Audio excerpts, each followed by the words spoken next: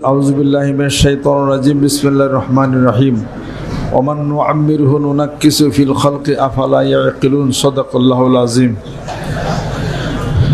বাড়তে যাওয়ার জন্য অনেকে প্রস্তুতি হয়তো নিছেন, অনুমতি দিছি চলে যাওয়ার জন্য। বড় গাড়ি আনছেন, রাত পর্যন্ত থাকলেও অনেকের ভাড়া বেশি দিতে হয়।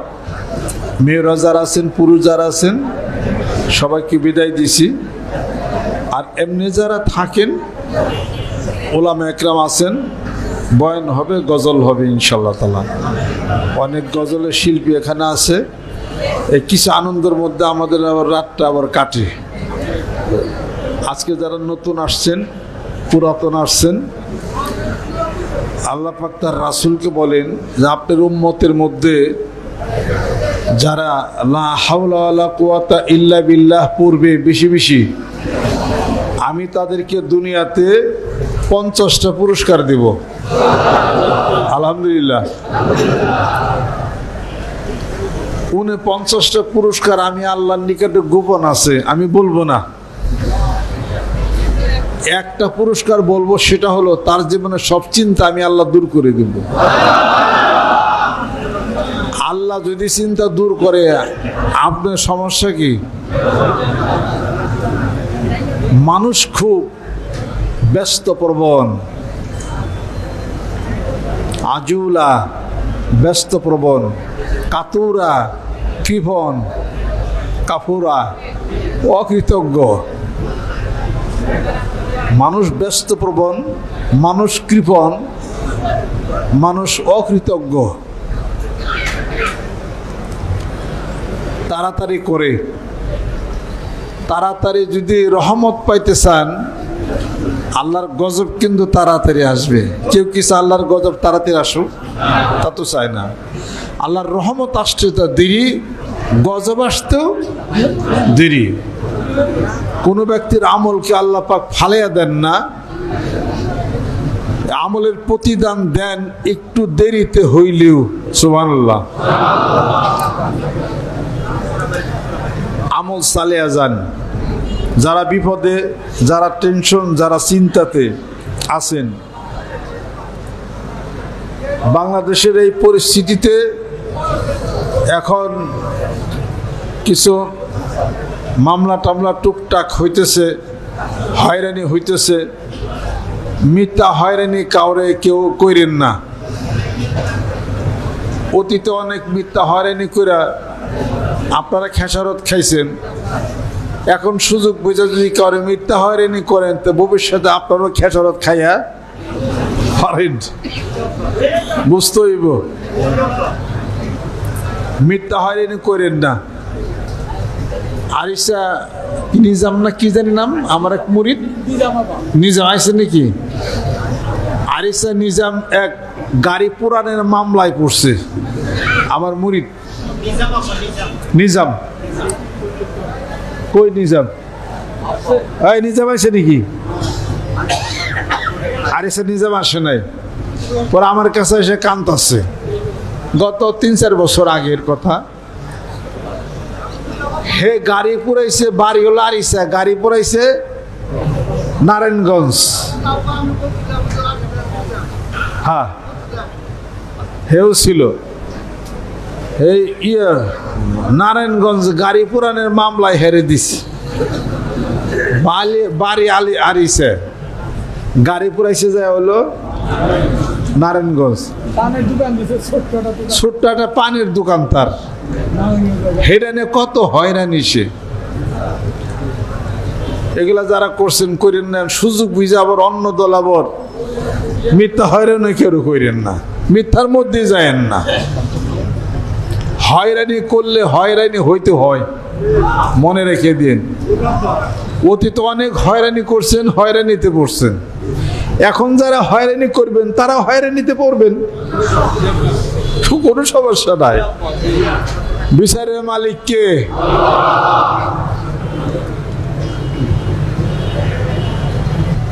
ক্ষমতার উৎস, ক্ষমতা কারাতে? জনগণের হাতে। আল্লাহ বলেন আমি সব কায়দা কানুন করি।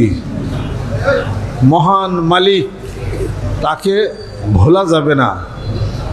ওয়ালাউলা দাফুল্লাহিন নাস বা'দহুম বিবাদিন লাফাসাদাতিল আরদু ওয়ালাকিন্নাল্লাহা যু ফাদলিন আলাল আলামিন। প্রত্যেকটা পার্টি তার দলীয় কার্যালয়ের মধ্যে এই আয়াত শরীফ লেখা রাখা উচিত। এই আয়াত শরীফ লেখা যেন সে রাখে। অর্থাৎ আল্লাহ পাক বলেন, এক দল আরেক দলের উপর আমি প্রাধান্য বিস্তার করে দেব। যদি তা না দেই সমাজে সব বিশৃঙ্খলা হয়ে যাবে।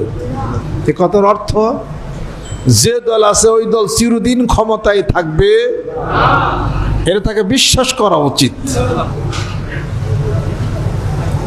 বিশ্বাস করা উচিত। চিরদিন ক্ষমতায় থাকবে না। আবার কোন দল যদি পাওয়ার আসে এই দলও চিরদিন ক্ষমতায় থাকবে না। ক্ষমতা রদ বদল হবে। এরা যদি সেই দল ক্ষমতাসীন সেই দল মনে করে তাহলে সে আর অপরাধ করবে না, কারণ সে তো বুঝতেছে আমার ক্ষমতা থাকবে না। সে যখন মনে করবে আমার ক্ষমতা কেউ নিতে পারবে না, আমি আজীবনে ক্ষমতায় থাকবো, কেউ আমার ক্ষমতা নিতে পারবে না, এটা যখনই মনে করবে তখনই তার পতন হবে। অতএব ক্ষমতা রাখার মালিক আল্লাহ। ভোট দিছে জনগণ, ক্ষমতা রাখার মালিক আল্লাহ। কাজে যে কোনো দলই হোক, যখন সে ধরাকে সরাজ্ঞান করবে, যখন তার ক্ষমতার অপব্যবহার করবে, যখন মনে করবে ক্ষমতায় যাব কেউ নামাইতে পারবে না, তার পতন হবে। কাজে কোনোভাবে কোনো দল যেন সুযোগ বুঝা মিথ্যা হয়রানি যেন কাউকে না করা হয়। প্রচলিত আইনে বাংলাদেশে কেউ অপরাধ করলে তার শাস্তি হোক, এটা তো আলাদা জিনিস, কিন্তু কোনো মিথ্যা হয়রানি কাউকে করা যাবে কোনো সময় সেটা করা যাবে না। এমনও মানুষ যদি মিথ্যা হয়রানি হয়, মনে কষ্ট পায়, তার প্রতি জুলুম যদি করা হয়, এই জন্য হাদিস শরীফ কোরআন শরীফ পড়তে হয়, তাছাড়া দেশ চালানো যাবে না। কিতাবুল জাকাতের মধ্যে আসছে, যেই ব্যক্তি অত্যাচারিত হয় ওই ব্যক্তি রাতের আধারে চোখের পানি ছেড়ে দিয়ে যা দোয়া করবে, আল্লাহ বলেন ওই মুসলিম ব্যক্তি এবং আমি আল্লাহ মাঝখানে কোনো বেড়া নাই, কবুল হয়ে যাবে দোয়া। খুব সাবধান। প্রত্যেক দলের জন্য একই কথা, কোরআনের কথা সব দলের জন্য, মানবতার জন্য, মানুষের জন্য সব। অতএব প্রত্যেক দলের নেতা কর্মী অবশ্যই কোরআন শরীফ পড়তে হবে। কোরআনের মধ্যে আপনার জীবনের ফয়সালা দেওয়া আছে। আপনি রাজনীতি করবেন, কোরআনুল কারীমের মধ্যে তার দিক নির্দেশনা দেওয়া আছে। সংসার করবেন, দিক নির্দেশনা দেওয়া আছে, খুইলে দেখেন। একমাত্র এই কোরআন ফলো করে যদি প্রত্যেকটা দল যদি বাংলাদেশে চলে, তাহলে এই খুন গুম রাহাজানি হ্যান ত্যান কিছুই হবে না। সুবহানাল্লাহ। আল্লাহ পাক যেন কবুল করে নেন, রহমত করে নেন। আমরা কোনো দলের না কোনো পার্টি আমরা করি না, মানবতার কথা আমরা বলি। আমরা কোরআনের কথা বলি, হাদিস শরীফের কথা বলি। কোরআনের কথা, হাদিস শরীফের কথা। অন্যায় কোনো কিছু হলে তার প্রতিবাদ করার এই কণ্ঠ কখনোই রোধ করা যাবে না, এটা কখনোই রোধ করা যাবে না। ক্ষমতা থাইকা যে ক্ষমতা খাটায় না, সেই সবচেয়ে ক্ষমতাধর ব্যক্তি। যে ক্ষমতা থাইকা ক্ষমতা খাটায় না, তার ক্ষমতা নষ্ট হয় না, এটাই সবচেয়ে বড় ক্ষমতা। সুবহানাল্লাহ। আল্লাহ পাক যেন কবুল করে নেন। পদ, টাকা, ঐশ্বর্য মানুষকে শান্তি দেয় না। মানুষকে শান্তি দেয় তার নৈতিক অধিকার। নৈতিকতাই মানুষকে শান্তি দেয়। আর কোরআন হাদিস শরীফে হলো সেই নৈতিকতা শিখায়। যেখানে কোরআন আছে সেখানে আলো আছে, হাদিস শরীফ আছে আলো আছে। কোরআন নাই, হাদিস শরীফ নাই, আলো সেখানে নেই, আছে হলো সন্ত্রাসবাদ। আসেন বাংলার জমিনের বুকে শান্তি প্রতিষ্ঠার লক্ষ্যে আপনি আমি আগে আসি। প্রত্যেকটা মানুষই আমরা নিজেদের ব্যাপারে সচেতন হই। আল্লাহ পাক রহমত বরকত আল্লাহ পাক করবেন, আলহামদুলিল্লাহ। আর এই দেশে হুজুরদের মধ্যে বিভিন্ন একজন আরেকজনের কাফের বলেন, মুরতাদ বলেন, বন্ড বলেন, হ্যান ত্যান, এগুলো বলা বলে হুজুররা ফতোয়া বন্ধ করেন। এগুলা বলেন না, দাওয়াত দেন। দাওয়াত দেন। আমি একটা উদাহরণ দিই আপনাদেরকে। তবলিগ জামাত যারা করে সারা পৃথিবীর বুকে কত মানুষকে দিনের দাওয়াত দিছে দেখেন। তবলিগ জামাতের মধ্যে কোনো মওলানা, কোনো আলেম বা কেউ কাফের ফতোয়া দিছে? অন্ত দিছে নাকি? তা তো দেয় নাই। তো তারা কি ইসলামের কাজ করে না? তারা তো বিশাল কাফেলা। তারা কিসের কাজ করে? দাওয়াতের কাজ করে। আপনি দাওয়াত দেন, যারা কাফের বলেন ওরে দাওয়াত দেন, মুসলমান বানান। সুবহানাল্লাহ। যারা বন্ড বলেন ওরে দাওয়াত দিয়া কামেল বানান, আল্লাহর রাস্তায় আনেন, তাই তো ঠিক হয়ে যা। তার যারে কাফের করলেন, আপনার কাফের কথা হেগে মুসলমান হইব।